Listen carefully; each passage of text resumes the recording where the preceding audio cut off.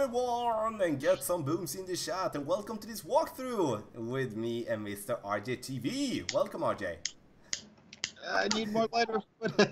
Hey guys, how you doing? Great to be here with you, Tommy, as always. Yeah, glad to have you here. So it's summer major time, the second ever major that we have been having in the game of Golf Clash. I will have to say, like, I'm very excited. How are your feelings about the major? My feelings are a little bit mixed. I've definitely been grinding this course. I love the fact that Playdemic made at least 2 or 5 100% the tournament courses. So we all got the practice in, but different wind affects things differently. And, you know, we're here to let you know the way to go.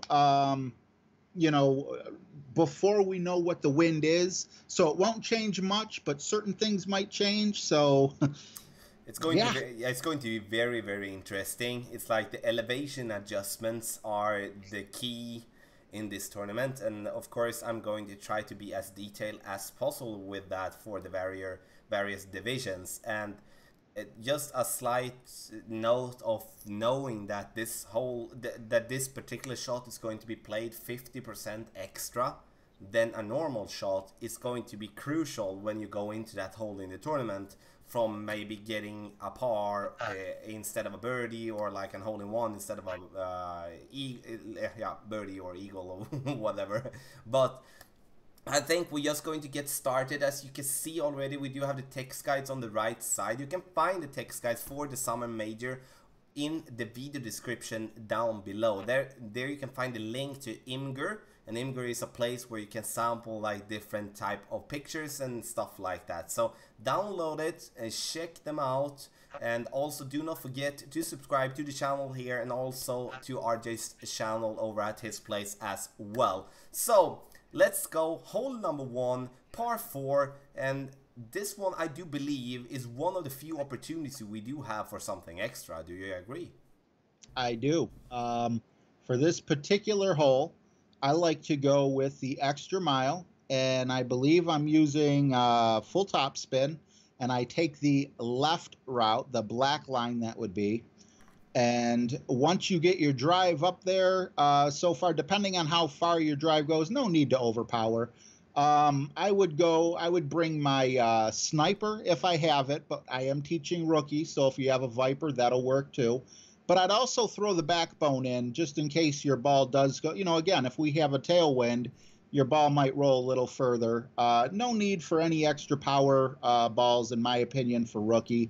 As long as you don't end up in the rough, then you will have an excellent opportunity for the rough bump. And the rough bump will get you very close to that hole. And that's why I like having the backbone in there, because once you get it upgraded a couple times, your accuracy is around 90, 80. Even if the accuracy is around 50, it's a great club. So that's what I would recommend. Yeah, you can see 2 lines here on the screen. You do have a white line, you do have a black line, and I know it's going to be a difference amongst you players that are watching here, like, oh, I've been playing it the white side, according to the white line every single time. And sure, that is going to be work if you're going to be able to hit it far enough. That is the only problem I do have with the white line there, as many of the times you're going to go too short, and then you're not going to have the angle to go towards the green, or going towards the pin for a good opportunity. And that is why I also play the left side. And as you can see in the videos that I do have here on the channel, I do play rough bump left side every single time. And that is because I do believe it's going to be good. The thing to have in mind here for every division is that the drive is going to be played slightly downhill. So you're going to add 10% with your adjustment. The second shot, if you're playing from the left side, then you're going to basically be playing this one over a hill, even though technically it's played downhill, but you're going to adjust this shot for 20% uphill, which means that you're going to take away 20% in your adjustment for the rough bump. Sounds maybe really weird, but the shot is going to kind of travel very close to the rough and to the fairway that you have in front of you, and therefore you're not going to travel that high as you would be on the right side. So a very strange shot, but that is very important when you do adjust, especially if you're playing from second or from 30 and going to have like wind up to 7, 8, 9, up to 15 miles per hour, depending on the ball that you're going to have. But for sure, one of the easiest holes in the tournament, if not the easiest one, and definitely a good chance for you to make that eagle that you kind of desperately need in this tournament, because you're going to find yourself, as you're going to see further ahead, we're going to have some very, very difficult holes to play. So, hole number 2, we go over to the par 3. Yeah, we just start. How do we play this one? Yeah, I mean, you were going over bodies of water, there's elevation differences, and I got to let you guys know, Tommy is much more of an expert than I am, hence why I'm teaching you guys rookie. So when it comes to elevation and, you know, percentages, I rely on him and his videos myself when I'm playing the game. So if I ever say something and he says, oh, make sure you, you know, adjust 20%, I would definitely do what he does, you know, what he says.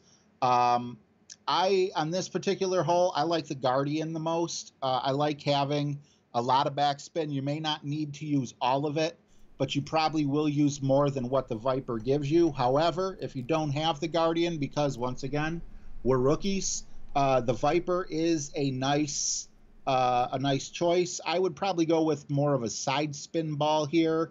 Again, depending on certain winds. I like right where that black box is. You don't really need to mess with that little hill on the fairway. If anything, you want to avoid it.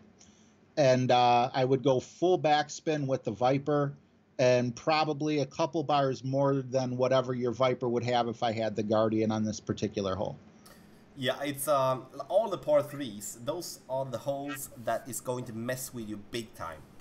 We are going to see a lot of pars instead of birdies, and we are definitely not going to see that many hole-in-ones. That is not because I don't trust you with your shots, but we're going to have it very bumpy. It's going to be greens that it's going to be very hard to get that firm bounce that we're looking for. So the thing that I have here for hole number 2 is that first and foremost we're going to adjust this shot 30% extra than normal. So we are playing it downhill and also over water, and then we're going to add 30% extra. So for an example, if you're going to play the sniper, you do have the sniper as 1 mile per hour per ring, then you played 1.3 instead. So, and the thing that I do is the same as RJ do. Like if we talk second or 30, we play it like that as well. I do suggest you use a club with a lot of backspin. We on second tee most likely going to be able to play with the Rocket if you do have it maxed out with a maxed out backspin, or with a Thor's Hammer. From the 30, I think the Thor's Hammer is going to be a crucial club for you to play on every par 3 in this tournament, to be honest. But otherwise, play with the one that do have the most backspin there. Sure, you can bounce it over on either of the 3 fairway spots that you do have before the green starts, like they're in between that big bunker you have. But in the end, this is a par 3. As for the other par 3s, to get it to green, take that safe birdie and go and focus on the next hole instead. So we're going to go over to hole number 3, and just as a last part, use a wind 5 ball if you have one, so you make sure you stay there, especially for Masters Tee. This is going to be a killer. So hole number 3, par 5, we're going to have 2 lines here, and I'm very, very interested what you recommend here, RJ. I recommend the black line. Surprise, surprise. On this particular hole, you're going from a low elevation to a high elevation, so it almost looks like your drive's going to crash into the rocks, but you just clear right over it. I personally like to go full top spin with my extra mile, and full right spin and full right curl. Now in rookie, I think that if you're in rookie and you even have an extra mile 6, you should probably be in at least pro. So if you have like an extra mile 7 or something, full curl might be a little too much. Do not overpower this shot. I've tried overpowering this shot, and I've ended up in the rough over there by those 2 rocks that you see above the black box. You want to land somewhere over there, maybe a little closer to the right rough area, but definitely want to stay away from the rough. Now, with this particular shot, because we don't know what hole we're going to get in practice, with just a marlin and a slight wind at my back, I was able to get right before the green on my second shot with a slight overpower with the Viper. Now, we can't count on that until we see what winds are coming. So I'm still going to recommend that you bring the big dog just to be safe. But if we do find that we have a favorable wind in rookie, you can definitely, bring a little bit more accurate club, a club that has a little bit more of a ball guide. However, if we have any type of side wind or any wind that is blowing in our face for the second shot, I would definitely go big dog, and I'd also bring a power ball. Now, when adjusting for my drive, I'm not going to use any extra power. So over in the corner it'll show actually above the ball. You're going an extra 2 yards, an extra 7 yards, whatever.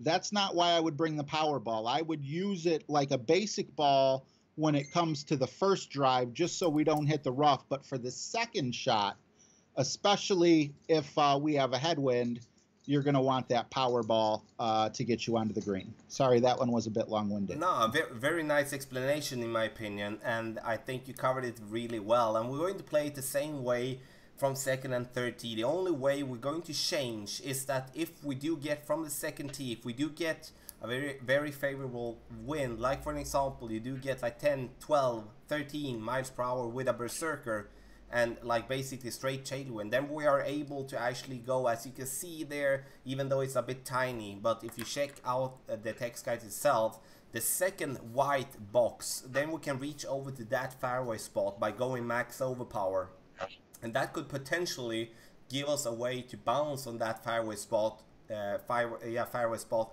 and bounce ourselves close to the green. That is the only way I would go according to the white line. Otherwise I would play from second and third tee, I would play left side. We're playing uphill, and that is then the ball is not going to be affected by the wind much at all. But for the second shot, the ball is going to be affected a lot by the wind. I add 40% extra with my adjustment, so it's going to be a very tricky shot, especially if we do have a headwind. So for an example, a wind with like 7-8 miles per hour in headwind, that is going to be around 10 miles per hour in headwind as we are adjusting for. So really pay attention to that you are adjusting properly, otherwise you're going to put yourself in the rough or in the bunker. You're most likely not going to figure out what really happened. So I like to go second tee, third tee, then we need to use a wood club with a lot of power, a big dog, cataclysm, whatever you have. Sure, if we do have a very good wind, sure, the sniper, but I do like to put myself up short before the rock and the rough on the left side, because the fairway do slope down to the right, which means that if we come in with too much speed and too much to the left, then we're going to get stuck by the rocks in the rough there, and then we have no chance whatsoever to reach for the green in two. So there is a lot to talk about on hole number 3, but if we go, but it is also very important, and that is going to be the same for the other holes that is coming as well. So we're going to go here, and for hole number 4, we do get a par 4, which is going to be both like an easy one, but also a bit tricky. But what's your opinion about hole number 4? Personally, the experience I've had with this one is one of a very easy one and a very conservative one. I take my extra mile and I put full top spin on it. Now, make sure with your ball guide that you don't have to go all the way to the tippy top here. You know, you can set yourself to be safe. So make sure you don't land in the water or on the rough with your bounce. Give yourself a couple extra rings. The one thing that would be tricky is if you wanted to do a rough bump. It's a very steep, it's a very steep rough, basically. So I've attempted it, and the ball looks like it's going to go up with the ball guide, but then it does a U-turn, and you got yourself kind of a difficult shot there. So I definitely recommend bringing a Saturn or something that has a lot of backspin on it for your second shot. Um, Beyond that, just remember that you are going over water, so there is an adjustment, I believe, for each shot. But that is definitely the way I play this one. If I were to bring a special ball, I'd probably want to knock the wind down a little bit on this one. Yeah, it's backspin here. Second, third tee, first tee, doesn't really matter. It's backspin that we're looking for here. And again, the wind do decide where we're going to put our drive. If we're going to have a favorable wind like tailwind, then we're going to try to reach for that tiny bit of fairway that we do have just before the water, and then we do have the green afterwards, as you can see. And then we're going to have a nice adjustment with our thorn, or with with our thorn, because we do need backspin. So I'm just not going to say hornet. So we're going to play with a thorn. The thing to have in mind here is, even if we put ourselves on that fairway that is a little bit bigger, like if we say the second piece of fairway, then even with the Saturn or the Tsunami, the Tsunami do have a good amount of backspin as well, then we are most likely not going to be able to go for the pin. And that is the boring part with it, because we are still not going to be having enough backspin. So then we do have to decide, are we going to try to rough bump? Are we going to try to use the fairway just before the green that slopes massively downhill and risk going back towards into the rough or into the bunker to get that eagle on the par 4? We can also use the rocks. After the pin, we can actually shoot amongst the rocks with 2 bars of topspin and still land ourselves to the green. But in the end, we come in a situation where we do need to decide and bring in all the different situations in, like, what should we do? So the thing that we want to do in the best case scenario, put ourselves up on that tiny bit of fairway, play with the short iron. Otherwise, it's a birdie hole, in my opinion. 10% adding when it comes to drive as we're slightly downhill. 10% we take away, so we subtract 10% when we go towards the green, as the green is going to stand on a higher point than when we are taking the shot. So yeah, hole number 4, it's going to be, that is why I kind of like, it's going to be an easy one to get it there, but it's not going to be an easy one to get that eagle if we're not getting a favorable wind. So, hole number 5, a par 5, the second par 5 with a bunch of fairway on all the directions. So, where to start? You know, this one isn't quite as bad as it looks. When I first saw this, I was like, oh my goodness, where do I take the ball? But as I play more and more, I like to take the black line. And with that black line, you know, you're gonna bounce on the first block, roll yourself up as close as you can to the second black box, setting you up for a so basically extra mile with full topspin, setting you up for a shot that's pretty straightforward when it comes to having a view of the green. And then with your second shot, you could bring yourself. I'm sorry, lost my screen here for a second. You could set yourself up with a, wow, did I mess up my notes, or big dog? Is this a big dog hole? Yeah, definitely. So you're spot on with that. My apologies. I gotta be confusing this with another hole. And because they're all new, I'm not surprised, because we know this brain buffers quite a bit. But yeah, well, even so, with the big dog, and having that much fairway in front of the green, the lack of ball guide and the lack of accuracy should still be able to help you out to get a possibility of an eagle. And I would probably go with a power ball here as well.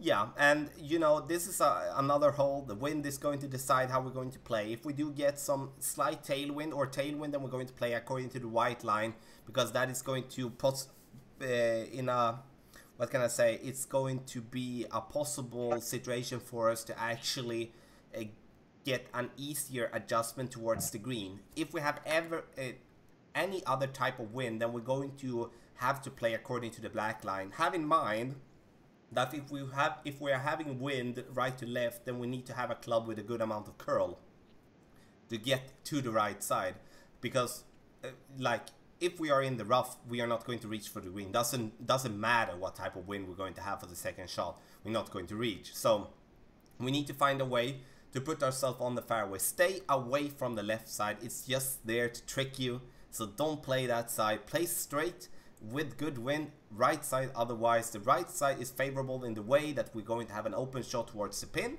And then you can basically play with whatever wood club. I suggest a good club, a club with power, and that for for if you're playing from the second or from the third tee. Then we're going to play with a power club when it comes to the wood. Sorry, my screen did die. That's why. Oh my god. So like a good ball as well with some power, with some good amount of tailwind. Then we can go full blast down the middle and actually be pretty close to the green. Hole number 6. Oh my god, it's almost that we need to zoom in to be able to see that tiny bit of green. And this is going to be, in my opinion, if you haven't been watching any of the guides from any content creators out there, then I would say you have a 50-50 chance to just screw this one up big time. What do you say about hole number 6?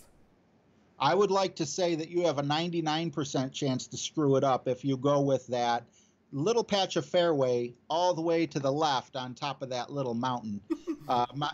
Our friend Jesse likes to call this, I believe, Billy Goat's Bluff, because it looks like there should be some goats up here. Either way, it's just a decoration, guys. As you can see, Tommy drew one black line, and that's the way I took. I do not use that. I use the Viper with full backspin, full left curl, and full side spin on the ball. And depending on the wind, you know, you got to tweak things here and there. But basically, yes, either way you go, as you can see, not only does the black box show you where to land, and then you see you're also going to jet off to the left. So that obviously shows that there's side spin to the left, and also that there's curl, because you can see the bend in his black line. The Guardian would also work, but I'm not so sure I would use full backspin. One thing, though, is you might want to use a little bit of a power ball, because the little red line in between clubs is very low. And if we have a wind in our face, you might have to use a rocket or something, I'm assuming. What do you think, Tommy? Yeah, that is something that we're going to have to do. Like from front tee, you are most likely going to have to stay with a wood club no matter what. But from second and third tee, but if we take the second tee first, you're going to, with tailwind, you're going to be in between clubs. Like then you will have to decide, either use a club with a good amount of backspin, like the Thor's Hammer, like a maxed out rocket, and then you go with a wind 5 ball, so you do have enough space to adjust and play it according to the black line. Otherwise, you can actually bounce on the right piece of fairway, like amongst the rocks there in the middle. I do not recommend it, but if you go into this hole with the wrong set of clubs and have tailwind, then you need to play that way to be able to get the ball to stop, because the back side of the pin do slope down towards the rough, so you're going to roll back down into the rough just if you come in a little bit too hot. From 30, we're going to play with our driver. Then the Thor's Hammer is a must, or an upgraded Apocalypse. I hope we are not getting tailwind on this one. I'm talking about master for my own personal sake. There is a possibility to go for the rough bump on this hole if we do have a favorable wind. But again, that is not going to be that consistent, as we are last but not least going to have to add 50% extra on this hole. So we're going to have to add a lot. Like if you have 10 in wind, you're going to have to adjust for 15. So this is going to be massively downhill. And then when it comes to the rough bump, if we do have to adjust a lot down into the bunker, then we're going to lose track of the trajectory and going to have a hard time to actually find a spot with that we actually have a consistent length on our shot. So this is a very tough one, and I would say like this is the this is the second hardest par 3 in the tournament. We haven't even got to the hardest one yet. So, but we are soon there. So we're going to leave hole number 6 with those that information, and then we're going to go to hole number 7 and to get a breather a little bit, to actually have a chance to fight for the pin. But what's your thought about hole number 7, RJ? Okay, now with hole number 7, if you're a big fan of the quarterback, I believe you can use it here. I've never used the quarterback because a lot of these are far, but this is one where you're kind of laying up and taking the black line. I use the extra mile. I put full backspin on it, and you know, you don't have to get really close to the top rough there. Sure, it's nice to be closer to the top than it is the middle or the bottom, but don't take any chances, because your second shot is going to pretty much be a straight shot on the pin. I've been using a backbone to do so. I've been trying to practice with lower level clubs, you know, so I can understand the rookies. Sure, there might be other options out there that you might like, but the backbone has a nice amount of accuracy. You unlock it in what, 2 or 2? I put about 3 backspin on it, so I have a little bit of control and can trust the ball guide a little bit more. And occasionally, you can go ahead and chip in for the eagle. Yeah, it's. I would have. I will simplify it in an easy way for us all. It's like a black line, conservative way line, white line, aggressive way to play, an aggressive line. So with a favorable wind, we are actually going to be able to get this 1-2 green in 1, and that is because if you're going to be able to master hooks and slice. I'm not saying to master it, because we can all learn when it comes for one specific type of shot, because the big and the positive part for a hook and slice is that the wind in a tournament is going to be basically the same. It's going to be slight differences, but from second tee and from third tee, that is going to be a possibility for you, especially from second tee, I would have to say, because that is going to be in a very great distance for your Apocalypse or your Extra Mile or Thor's Hammer. If we're having headwind, for example, then we play right side and play conservative. But sidewind or tailwind, then we can try to go over. With tailwind, and we do have a wind with 10 miles per hour or more, then we can go straight over without having to hook and slice it. Also, like if I equal it to like have to bounce it over, as you can see on the example here on the screen. But then we have to go, then we can go straight over, use a lot of curl and also a lot of backspin if we're going to play it over, because we need to make the ball to stop. Then we're going to have the wedge for the pin. So this is going to be a fun hole, I hope so. Headwind, then it's going to be boring, but with some type of tailwind or sidewind, then we're going to have to get our brains all together and help ourselves out so we can get this ball to green in 1. Hole number 8, the hardest par 3 that we do have. It does not look like that. Now it's hard time to see it, but check it through the text guides, and you can zoom it in if you do want to.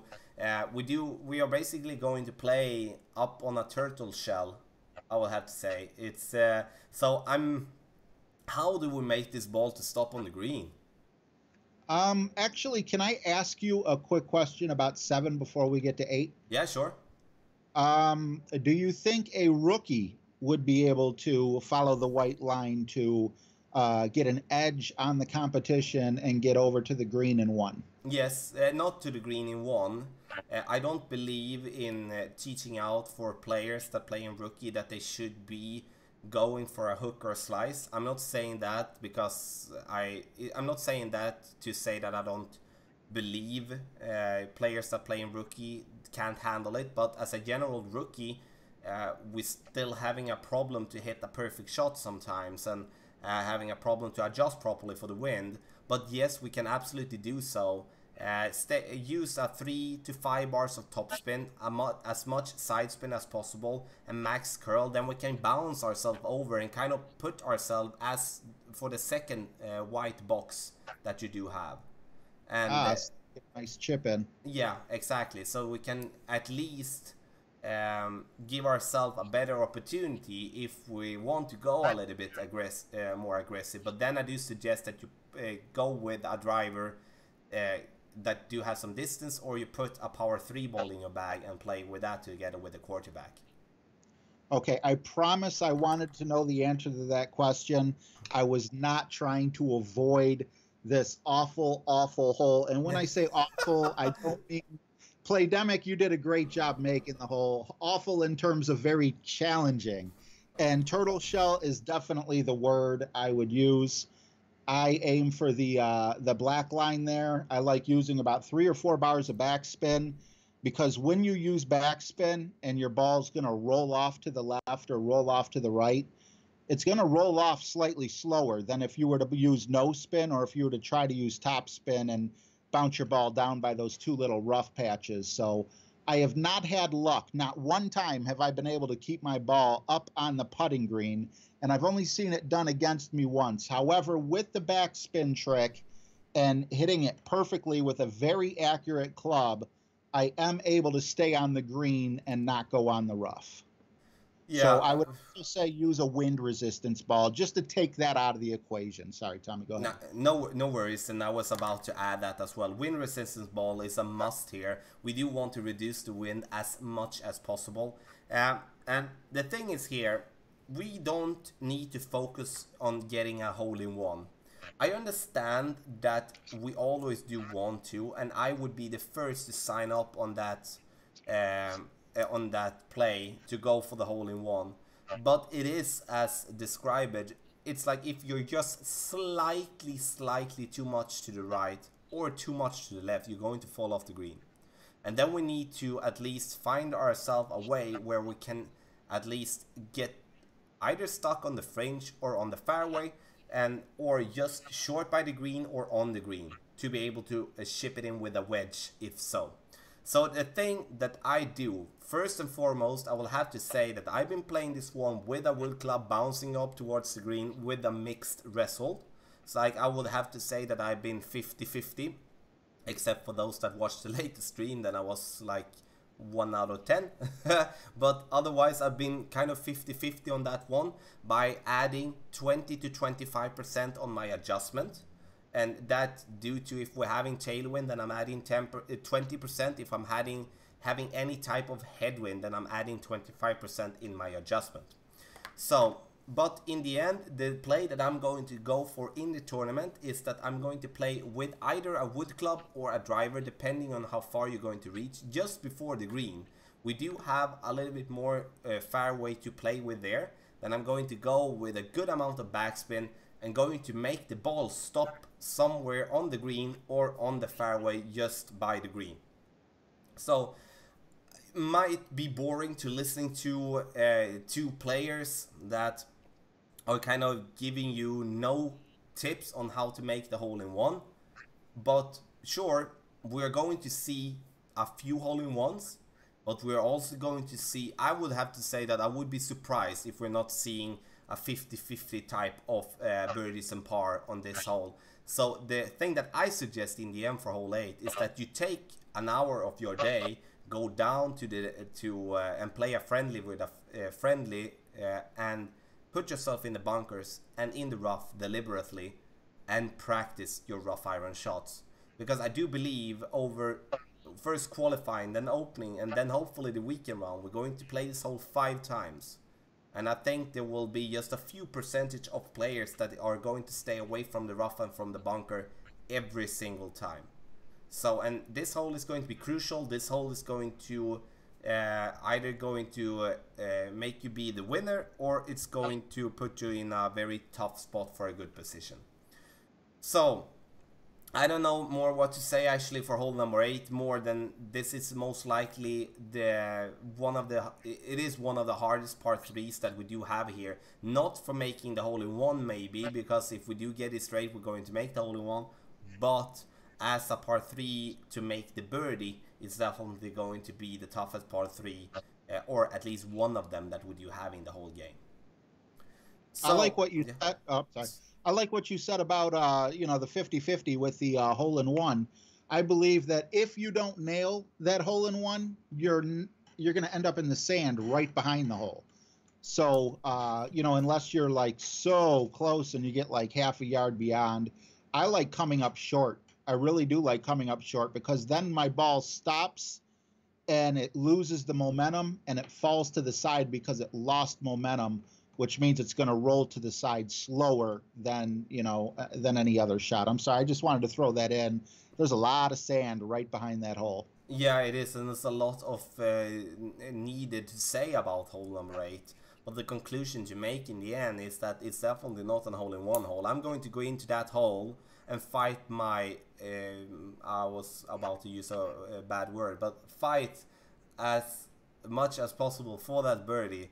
And when I get that birdie, I'm going to be very pleased. And I'm going to so much more focus on hole number 9, which is going to be a hard par 5 to end with, as usual in Golf Clash tournaments. So let's go over to hole number 9, RJ. Is this a hole where you feel like, oh, let's go and get the albatross, or how do we play hole number 9? Believe it or not, it is a hole where I feel like let's get the eagle, not necessarily the albatross. I bring my extra mile with the full top spin, full side spin, and full right curl. Again, disclaimer, I have a level 6 extra mile, and I play on the pro tournament, but that's all I have to practice with this. So, if you have a lower level extra mile, you'll be safe with that amount of curl. Anything higher, I can't guarantee it one way or another. So you want to land your first shot right where Tommy has that target there. Big, big surprise, just like the whole video. Not once have I followed the white line, and I'm not going to change that now. With the full top spin and the full right spin, you're going to end up to the right of that sand. That's where you want to end up. Sometimes with a not so great shot, you'll end up at the bottom of the sand, and that just makes your next drive that much longer. Now here we have a bit of an issue. It's definitely big dog distance, but it's not big dog width. You're gonna have to know your wind, and you're gonna have to hit it perfect. And with wind in your face like Tommy had here, as you can see at the top left with the 11.1 miles an hour, you're probably gonna need full top spin as well. So a very wily shot. I used full right spin and full right curl with my big dog shot, and I was able to get the ball onto the green or really close for a chip in. However, another thing I noticed is when I did make a slight mistake, I was close enough on the rough to where if I hit it perfectly, I was able to still chip it in for eagle. So if you are sporting a not so accurate rough club, I would say for this one, go ahead and put in a razor or something with a whole bunch of accuracy, because you might be able to save a shot and just get a save period on this particular one. But a lot of people are going to end up in the rough because you need the power of the big dog, and you definitely don't want the accuracy of the big dog. Yeah, and to build on that with the rough, like if you put yourself in the rough with your drive, you're not able to reach for the green in 2. So then we can, yeah, that's not going to be possible. Just some quick lines about the white line, and the white line is most likely going to be played in Master if we are not going to have like a very, very strong wind to the left. I think that in Master we're going to, with tailwind and also Pro and Expert division, we're going to play straight forward. I think that is going to be the best play. Sure, we can hook or slice it over on the left side, put ourselves maybe in a bunker in the rough, kind of close to ship it in with the Nirvana, but that is not something I do recommend. We're going to miss more than we're going to hit it there. So I do suggest that the left side is going to be a route that is going to be mostly taken, like with headwind, then we're going to play there straightforward. Otherwise, then we can actually go for the rough bump, or you can use the favorable part of the stats of the Guardian to play with a lot of backspin. And now I'm talking about the second and the third tee, and you go with basically, if so, full overpower, if so, a little bit of overpower, max backspin, just to get yourself on that to green. Because this is, again, this is not a hole where we're going to fight for an albatross. This is a hole where we're going to fight for the eagle. And to just end up, when it comes to the talk about the tournament in general, this is going to be a tournament that is going to be one of the tougher tournaments we have played. since we started, and in a major it's going to be like that. I really love that it is like that, so it's big props to Playdemic for designing these courses that we're going to play. We're going to get a couple of like, I would say 2 or 3 situations depending on the wind where we're going to be able to get something extra. But the thing that we need to have in mind here is that there will be thousands and thousands of players that is going to have a very, very tough time, because it doesn't really matter if you are spot on with the wind. These courses also needs you to hit your ball perfect. Like for an example, hole number 6, like for example, hole number 8, the par 3s, where you do have a big elevation adjustment combined with having a hard green to manage to get the ball to stay, even if you are good adjusting for the wind. So this is going to be tough, but it's going to be a fun challenge as well. And I really hope you are prepared. I'm going to have playthroughs up with the tournament wind as soon as possible to help out in the way that I can to get you to your goal. I do see a score of winning the tournament around -24 to -27 tops, and that is -27. Then I don't see many players hitting that, but with a good and a favorable wind, and maybe having a bit higher level clubs for the division you're playing in, then in the division you maybe should be playing in, then you might going to be able to shoot that type of score. Otherwise, if you make a -24, I would be okay with that. That is not something I would be sad about, to be honest. Do you have any final thoughts about the tournament, RJ? Do you feel it's going to be like a high scoring tournament as well, or like, what do you think? Yeah, if you mean by high scoring, you know, like the opposite, because obviously -27 is a much lower score than -22. And in rookie, I think we are going to see people squeaking through to the weekend with pretty low scores. Now, I'm curious, on your screen, do you still have, is hole 8 still visible? Yeah, absolutely. Okay, so the sand trap over there on the right-hand side where most balls fall. Yeah. I'm going to be standing there in this t-shirt like this. Don't let it get to you guys. Everyone's falling off this fairway. Everyone's having trouble. You guys are watching this guide. You guys have an advantage because of that. Practice, practice, and do not qualify if you have the bankroll. Do not qualify the first time through. Get used to the winds. Watch this video 2 or 3 times. Take notes. Get yourself a pad and paper. Take notes. Know your wind measurements, and you will do just fine, and you'll have a beautiful little majors banner under your name. I think we will end the video by that. Actually, that was a good ending. So